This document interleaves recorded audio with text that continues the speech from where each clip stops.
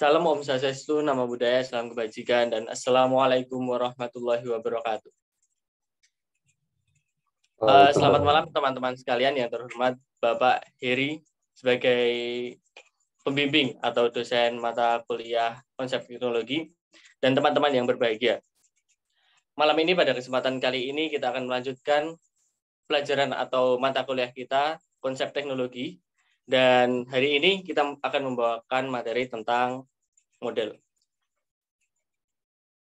Nah, seperti yang mungkin teman-teman ada di benak teman-teman pikiran pertama kali mendengar kata model itu seperti banyak hal yang kita temui tentang model, yaitu seperti model motor lah, model mobil, dan model almari misalnya. Banyak sekali arti dari kata-kata model itu. Maka dalam model kali ini kita artikan model itu banyak hal. Jadi kita bisa simpulkan bahwa model diartikan tergantung konteksnya. Oke, langsung kita next. Tentunya di sini saya tidak sendiri, saya ditemani oleh dua teman saya. Perkenalkan, saya sendiri Adi Palih Armadani Setiawan dengan NIM 121220133. Teman-teman bisa menemukan saya di Instagram melalui username @adibflh. Lalu ada teman saya yang kedua sebagai presenter kedua, yaitu bernama Muhammad Fauzan Adima dengan NIM 121220139. Teman-teman bisa menemukan teman saya Fauzan ini di @fauzan_a di Instagram. Lalu presenter kita yang ketiga yang bernama Muhammad Zul Ikro, maksud saya, dengan NIM 121220143. Teman-teman bisa menemukan teman saya Zul Ikro ini di Instagram @zulikro. Oke, tanpa menunggu waktu yang lama lagi, kita masuk apa itu pengertian model. Seperti yang sudah saya singgung di depan tadi, model itu tergantung. Tergantung apa? Tergantung bagaimana, di mana, dan mungkin kapan dia digunakan. Lalu saya sudah mempersiapkan beberapa contoh model, mungkin ada dalam kehidupan sehari-hari atau di lingkungan sekitar kita. Yang pertama yaitu ada SPG motor. Seperti kita tahu bahwa sering banyak ada pameran motor, di mana motor-motor baru sekarang banyak peningkatannya. Maka kita ambil SPG motor ini sebagai model. Nah, SPG motor ini sebenarnya tidak banyak digunakan atau tidak ada pengaruhnya di motor yang dipamerkan.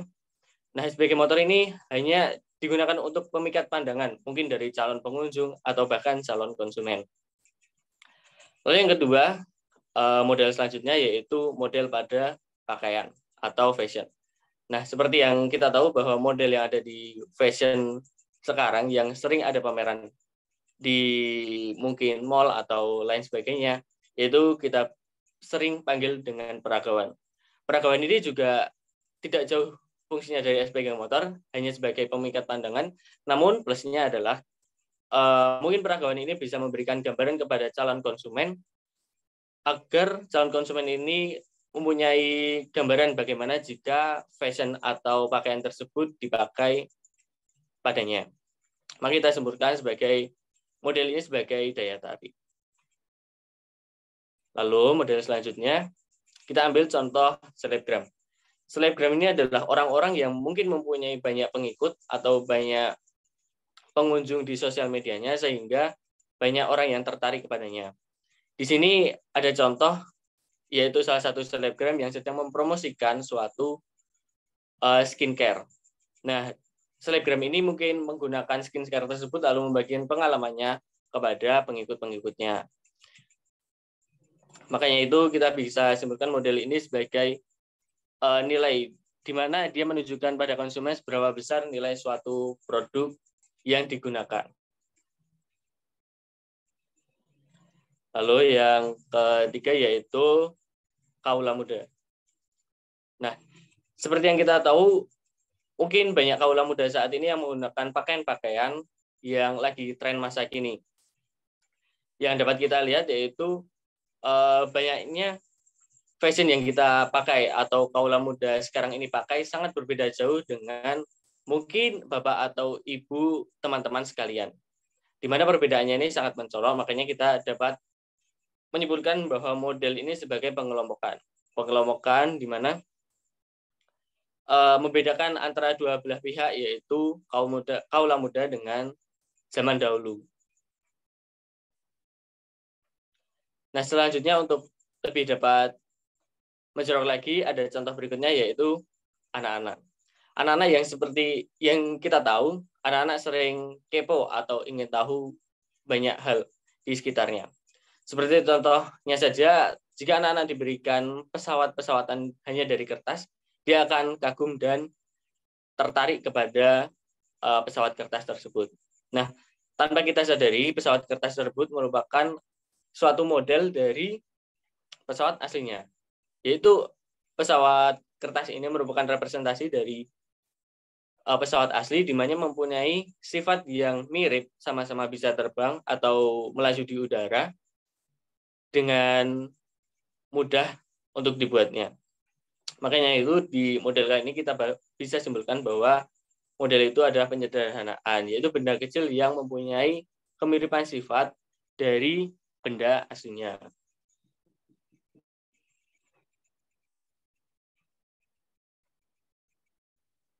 Oke, lalu kita kan lagi ada di mata kuliah konsep teknologi. Lalu apa sih sebenarnya model dan konsep teknologi? Nah, ini dia representasi dari suatu masalah dalam bentuk yang lebih sederhana sehingga lebih jelas dan lebih mudah dikerjakan. Dapat kita artikan lain yaitu abstraksi atau perwakilan dari sebuah objek yang realistis. Nah, kita dapat melihat video ini sebentar saja mungkin.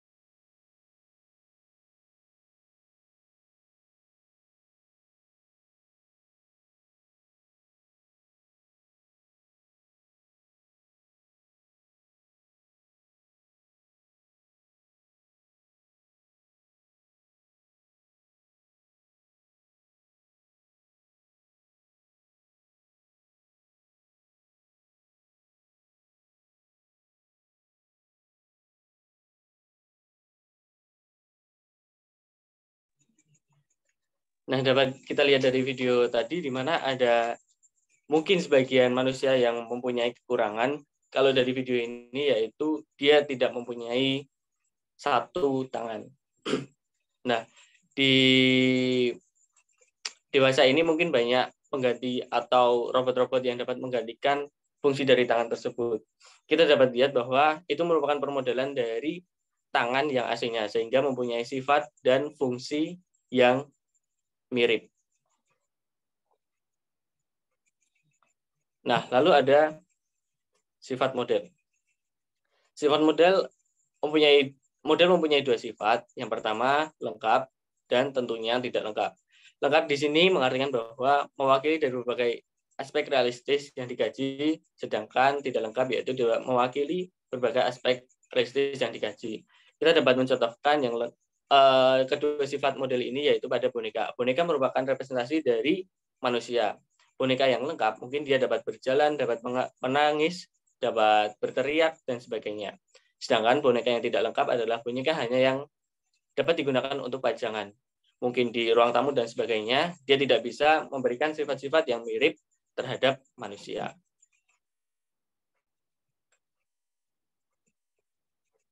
Nah, model selanjutnya kita dapat lihat dari atomisme. Atomisme adalah orang-orang atau sebuah ilmuwan yang mempelajari tentang atom. Kita ketahui bahwa Demokritus merupakan orang pertama yang menemukan atom. Dia berada di Yunani dan dia menemukan atom sebagai benda terkecil atau partikel terkecil saat itu. Demokritus sudah menemukan atom namun belum bisa memodelkan atom itu seperti apa.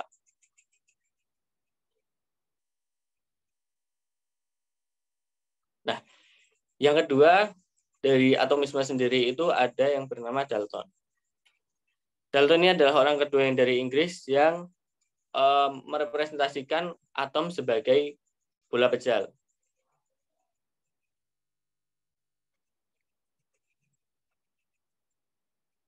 Nah, karena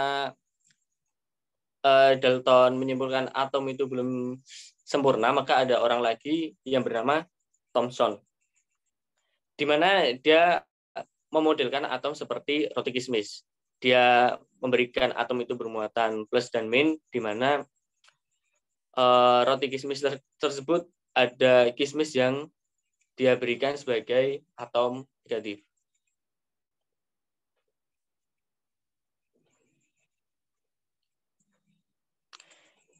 Setelah beberapa tahun selanjutnya, ada ilmuwan juga yang bernama Rutherford.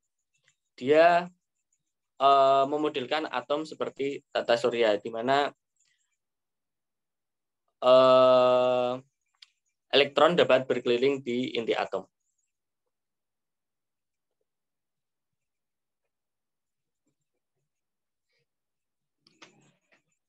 Lalu setelah ini kita masuk ke jenis model yang akan disampaikan oleh teman saya, Fauzan.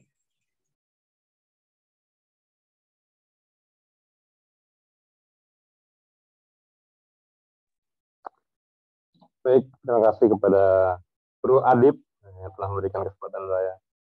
Tadi sudah dijelaskan tentang apa itu pengertian dari model itu sendiri, baik secara umum maupun dalam konsep teknologi. Nah, sekarang kita akan mempelajari yang namanya jenis-jenis model atau bentuk-bentuk model. Tadi kan sudah dijelaskan apa itu pengertian dari model itu secara umum maupun secara dalam konsep teknologi. Model adalah representasi dari suatu masalah dalam bentuk yang lebih sederhana, sehingga lebih jelas dan mudah dikerjakan. Itu pengertian model dalam konsep teknologi. Nah, sekarang kita masuk ke dalam jenis-jenis model. Yang pertama adalah model ikonik.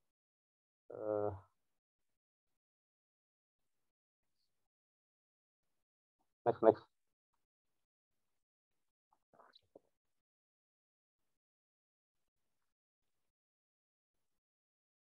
Nah, model apa itu model ikonik? Yaitu bentuk model yang memberikan visualisasi atau peragaan dari permasalahan yang ditinjau dalam bentuk ideal ataupun dalam skala yang berbeda. Jadi ikoniknya memberikan gambaran lah dari masalah itu, dari benda yang akan dibuat modelnya. Nah, dalam model ikonik ini ada juga dibagi menjadi 4 macam, yaitu foto udara, maket, grafik, dan juga pie chart atau diagram lingkaran. Next.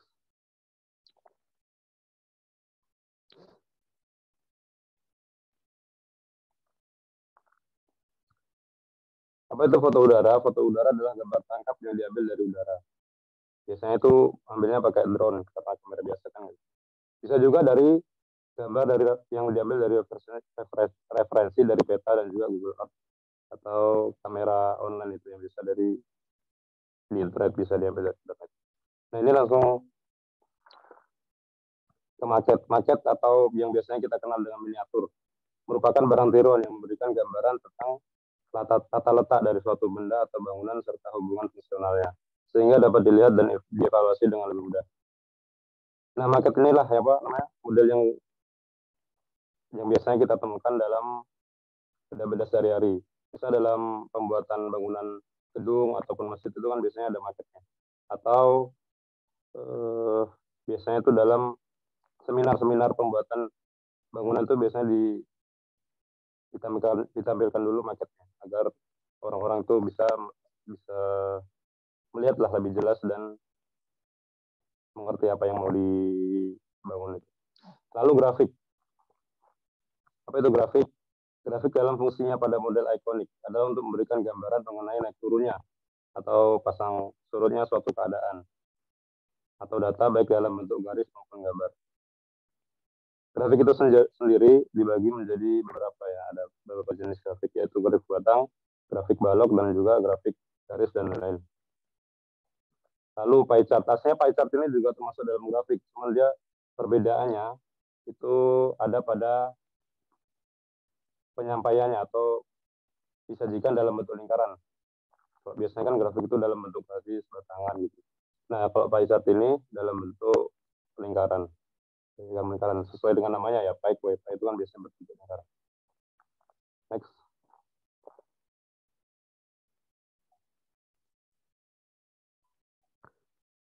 Lalu ini ada contoh-contoh. Yang pertama ini maket. Maket ya, ini salah satu maket atau miniatur. Miniatur tata letak suatu kota di tata letak suatu kota di Swiss kalau nggak salah. Swiss apa negara Eropa. Lalu yang kedua ini gambar foto udara di mana ini? Di Indonesia kayaknya. Foto udara yang diambil dari drone. Lalu yang ketiga adalah grafik tentang jumlah penindakan lalu lintas dan angkutan jalan atau tilang. Biasanya yang menerbitkan ini tuh biasanya polisi gitu, memberikan gambaran tentang suasana lalu lintas di jalanan. Lalu yang keempat ada pie chart, bagian dari grafik. Di sini ditampilkan persentase pelaku pelanggar lalu lintas. Ada diketahui itu dari motor, mobil dan lainnya. Yuk.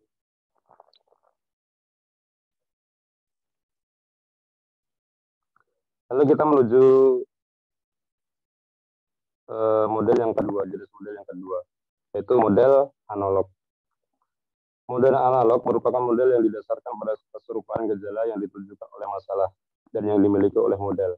Jadi bedanya sama model ikonik tadi, model ikonik hanya menggambarkan, jadi hanya memberikan bentuk visualisasi dari masalah yang ingin dilakukan pemodelan pada masalah.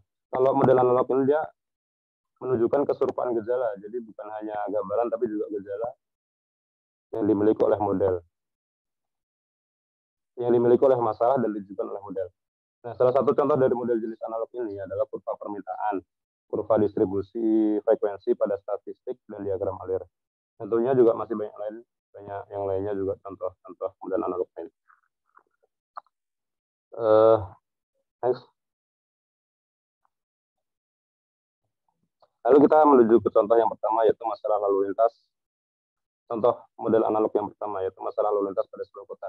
Nah, di sini masalah lalu lintas pada sebuah kota ini dimodelkan dengan cara menganalogikan arus lalu lintas tersebut terhadap arus listrik.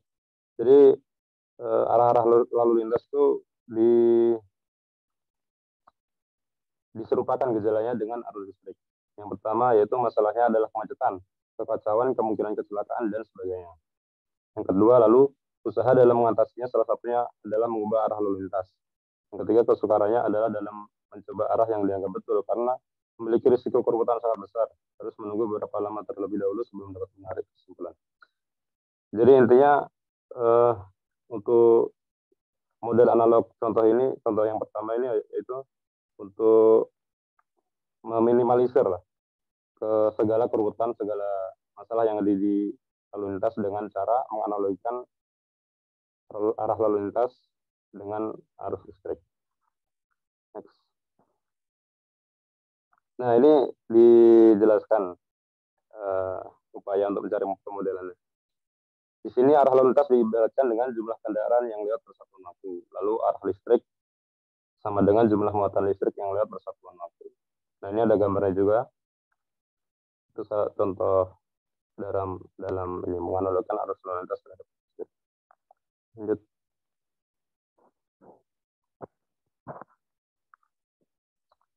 Lalu ada contoh selanjutnya, masih model analog, yaitu menganalogikan gelombang suara terhadap gelombang muka air. Sehingga karakteristik suara atau akustik dalam suatu ruangan auditorium dapat dipelajari dengan model ruangannya dan mendapatkannya dalam bak tangkal berisi air yang diputarkan. Lalu yang ketiga yaitu serial foto udara. Nah, tadi foto udara juga termasuk dalam model ikonik, tapi dia juga bisa masuk dalam model jenis analog karena dia merekam perkembangan pembangunan kota atau gerak awan lewat serial fotonya. Jadi nggak hanya menggambarkan gambarannya saja tapi dia juga termasuk model analog karena dia merekam itu. Jadi memiliki gejala yang sama. Lanjut.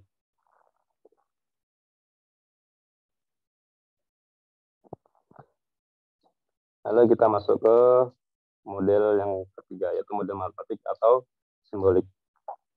Pengertiannya yaitu model matematik adalah merupakan bahasa yang eksak.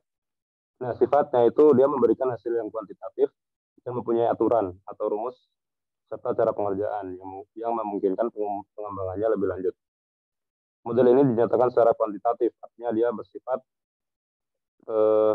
jumlah persamaan matematik yang mewakili masalah. Lanjut. Nah, dalam model matematik atau simbolik ini dia dibagi lagi menjadi dua macam, yaitu model matematik statik dan juga model matematik dinamik.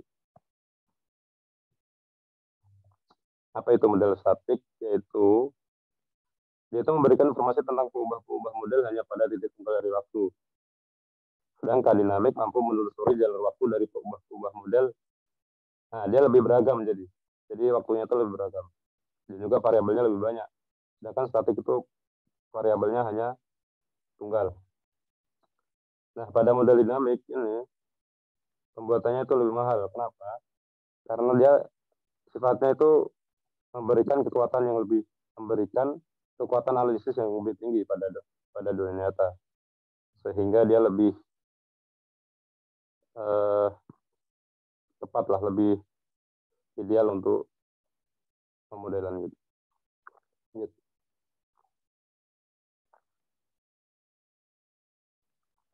Nah, ini langsung cepat saja beberapa contoh dari model matematika tersebut. Yang pertama, problem teknik kimia. Karena kita berada di jurusan teknik kimia, kita ambil contoh dari, jadi suatu batangan baja dicelupkan ke dalam bak yang berisi selokan panas. Ingin dianalisis suhu batangan tersebut. Jadi dicari suhu akhir batangan tersebut. Nah, di sini didapatkan apabila suhu batangan seragam, didapatkan persamaan matematisnya. Yang kedua, hanya suhu batangannya tercelup, suhu batangan tidak seragam, dan suhu batangan tercelup. Lanjut. Cepat saja.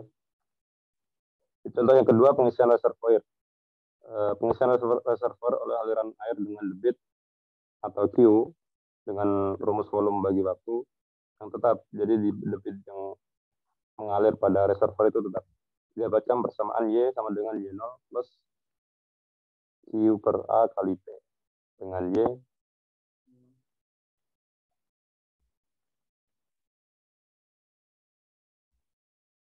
dengan Y0 tinggi awal, T waktu, dan A luas permukaan reservoir. Lalu contoh yang ketiga, yaitu pertumbuhan populasi bakteri. Suatu jenis bakteri membelah dua setiap detik, membelah menjadi dua setiap detik. Jadi didapatkan rumus Y sama dengan Z kuadrat, atau jumlah bakteri sama dengan jumlah bakteri kuadrat, dengan T sama dengan waktu dalam detik. Untuk mencapai kapan bakteri mencapai jumlah tertentu, atau jadi mencari jumlah bakteri dalam kurun waktu tertentu dengan rumus T sama dengan log Y per log Z. Lanjut. Contoh yang keempat, jumlah penduduk suatu negara. Jadi untuk mencari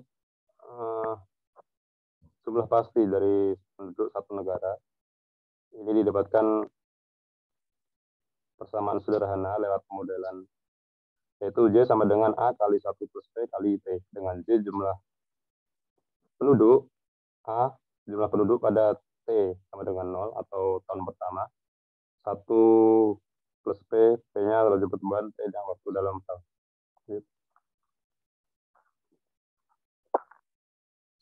Lalu contoh yang kelima, yaitu hubungan berat antara berat badan dan tinggi badan.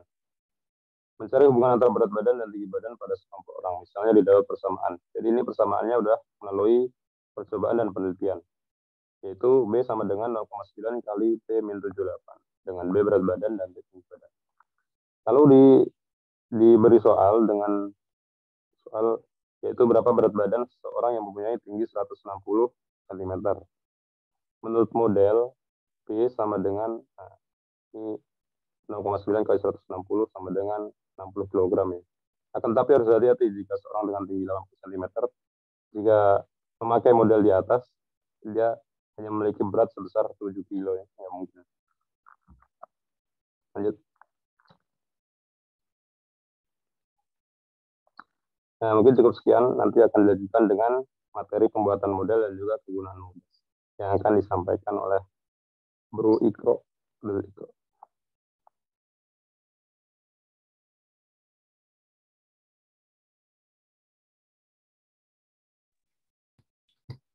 Okay, well, ladies and gentlemen, baiklah akhirnya kita beralih kepada presenter yang paling ditunggu-tunggu. Jadi terima kasih atas waktunya. Baiklah, setelah membahas tentang pengertian model, telah juga kita dengarkan tentang jenis-jenis model. Nah, selanjutnya kita akan beralih ke bagaimana sih model itu dibentuk.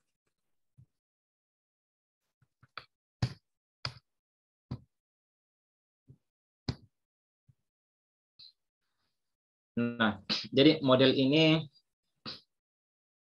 bisa dibentuk dalam beberapa suatu sampel. Nah, jadi model ini sebelum kita membuat model, jadi apa yang mempengaruhi model itu?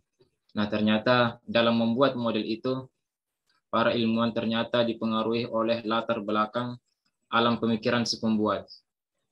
Nah, jadi dalam suatu masalah, kita bisa menghasilkan beberapa model-model tertentu.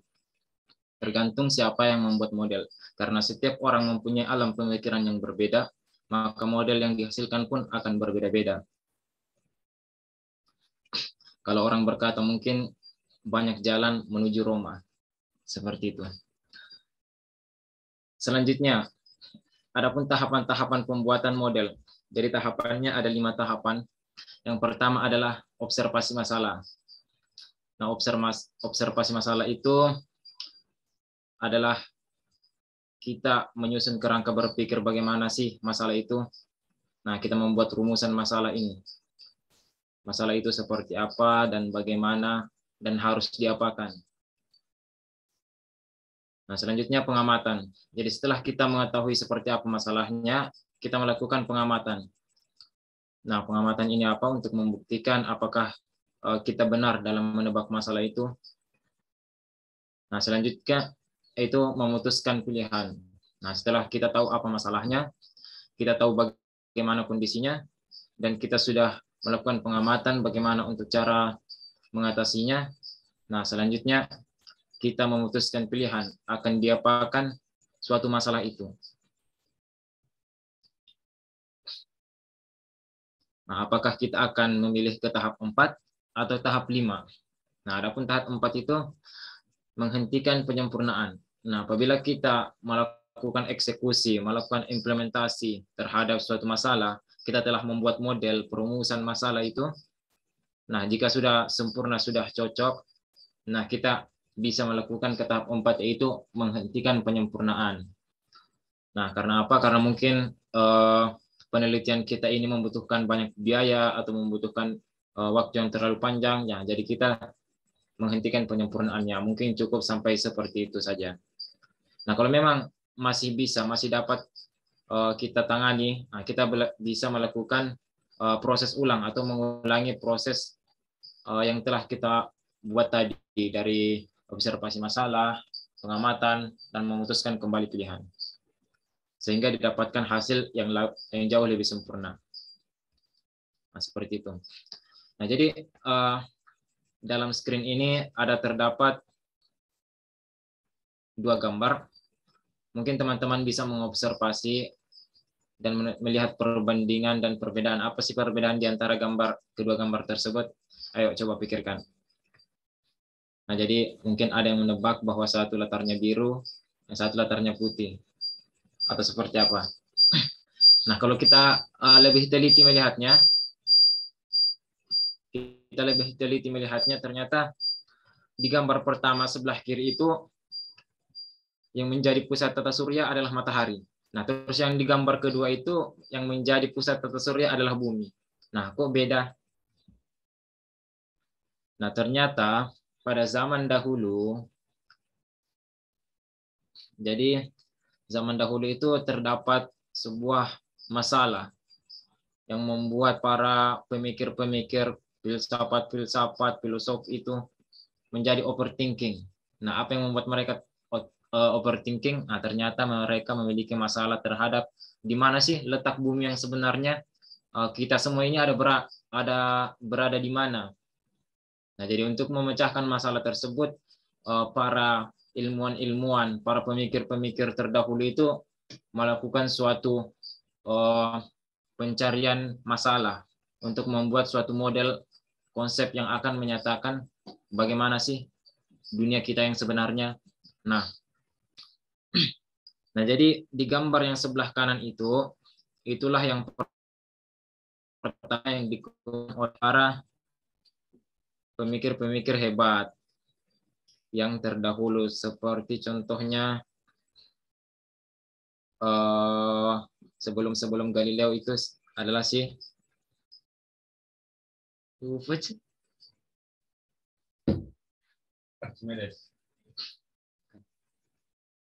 Aristoteles dan kawan-kawan ini.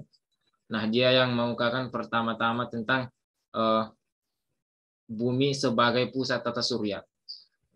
Nah, setelah melakukan eksperimennya, telah melakukan observasi masalah dan pengamatan, lalu memutuskan pilihan, akhirnya dia mendapatkan sebuah model alam semesta itu bahwa bumi sebagai pusat tata surya. Nah, seperti itu modelnya yang berada di sebelah kanan ini. Nah, ternyata setelah diteliti lebih lanjut, tahun demi tahun berlanjut, ada penemuan baru dari seorang peneliti baru yang bernama Galileo Galilei dan kawan-kawan itu mengungkapkan bahwa ternyata bumi bukanlah pusat tata surya. Dia membuat model baru, yaitu matahari yang sebagai pusat tata surya. Nah, itulah yang dipakai sampai sekarang ini, bahwa matahari sebagai pusat tata surya. Nah, itu model yang ditemukan oleh pemikir-pemikir terdahulu, ilmuwan terdahulu. Nah, selanjutnya, kegunaan model. Apa sih kegunaan model itu? Apakah kita belajar model ini hanya untuk omong kosong? Ya, tentu tidak. Jadi ada 5 kegunaan model. Nah, kita percepat saja. Yaitu berpikir. Wah, coba gambar ini ada yang bisa tebak ya, tentu saja berpikir. Apa sih berpikir itu? Ya, berpikir ya menggunakan pikiran kita. Seperti yang ada di PowerPoint itu, yang ada di screen bahwasanya berpikir itu telah dijelaskan seperti itu. Nah, lanjut. Nah, selanjutnya kegunaan model yang selanjutnya adalah, nah coba tebak apa sih kegunaan model ini setelah ditampilkan gambar seperti ini. Nah, ternyata berkomunikasi. Loh, kok berkomunikasi? Nah, ternyata dengan grafik ini, dengan diagram ini, kita dengan mudah berkomunikasi dengan orang halayak umum, dengan orang banyak. Kita hanya perlu menampilkan bulat ini, lingkaran ini dengan warna-warna 5 warna. Nah, terus orang akan paham. Jadi kita tidak perlu mengucapkan kata-kata yang panjang lebar yang susah diingat oleh seorang. Nah, ujung-ujungnya lupa lagi. Nah, jadi dengan diagram seperti ini yang simple, kita dengan mudah untuk berkomunikasi. Nah, inilah fungsi model yang cukup membantu kita dalam kehidupan sehari-hari. Selanjutnya memprediksi atau memperkirakan. Nah, jadi model ini adalah sebuah model temperatur, model suhu dan curah hujan yang dikemukakan oleh para ahli-ahli yang seperti itu ya, untuk menceritakan kepada kita bagaimana perkiraan atau prediksi musim-musim di kemudian hari. Selanjutnya, model selanjutnya ini apa kira-kira? Yaitu mengontrol atau mengendalikan. Nah, kok bisa? Nah, ternyata setelah para arsitek membuat model bangunan, nah, ternyata dia secara tidak langsung telah mengendalikan para tukang-tukang untuk membuat model sesuai yang digambar, sesuai yang dibikin oleh si arsitek-arsitek ini. Selanjutnya, terus apa ini? Terus selanjutnya model digunakan untuk berlatih. Jadi banyak model-model seperti mainan-mainan pesawat itu dan seperangkat alat-alatnya itu digunakan untuk pelatihan para astronot dengan profesor-profesor seperti itu. Jadi inilah semua kegunaan-kegunaan model yang bisa kita terapkan dan telah diterapkan oleh orang-orang terdahulu. Jadi semoga apa yang kami sampaikan ini bermanfaat. Terima kasih. Selanjutnya saya kembalikan kepada pemateri pertama yang juga sebagai moderator. Terima kasih.